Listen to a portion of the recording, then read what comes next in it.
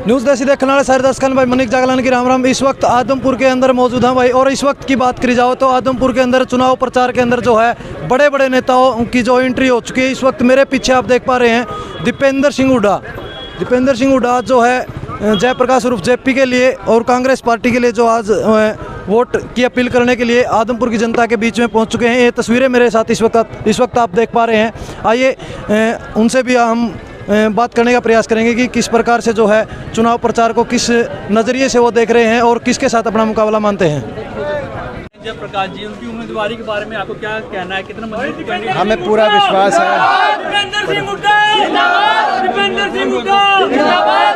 हमें पूरा विश्वास है कि कांग्रेस पार्टी आदमपुर से चुनाव जीतेगी। आदमपुर में लोग बदलाव के लिए मतदान करेंगे।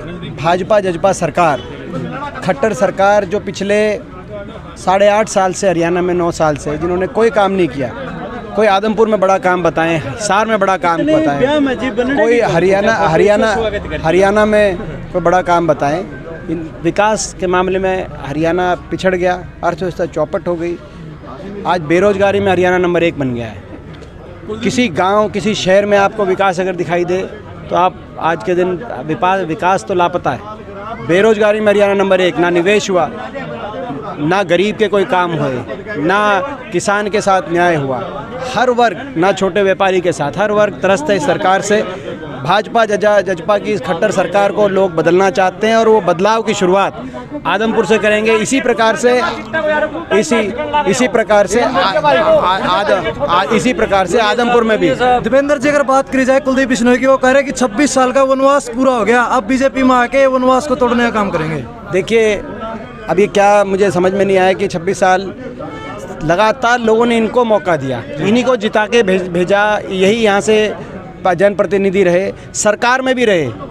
आपको याद होगा 2004 में जब कांग्रेस की सरकार आई तो उप मुख्यमंत्री की जो है के रूप में चंद्रमोहन जी रहे, और वो भी यहीं से थे। और कुलदीप जी भी बन सकते थे उप मुख्यमंत्री, वो चाहते तो उस समय, मगर चंद्रमोहन जी बने। लंबे समय तक उस सरकार का हिस्सा रहे। जब वो पहली जो कांग्रेस की सरकार थी 2008 में जाके इन्होंने जो है उससे बगावत करी, तो उस समय भी उसको भी गिनते हैं ये।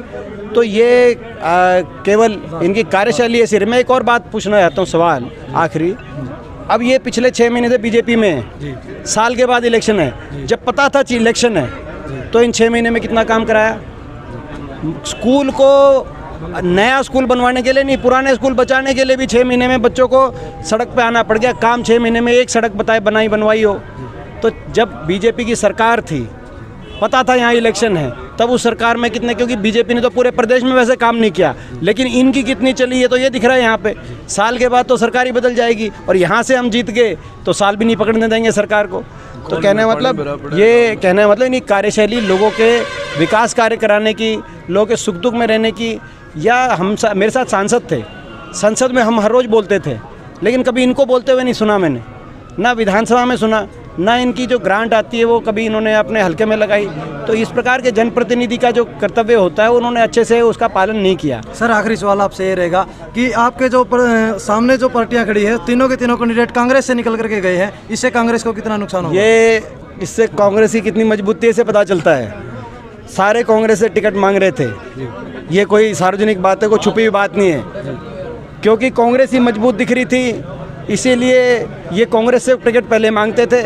टिकट कट गई तो रातों रात ही मतलब कांग्रेस माड़ी है।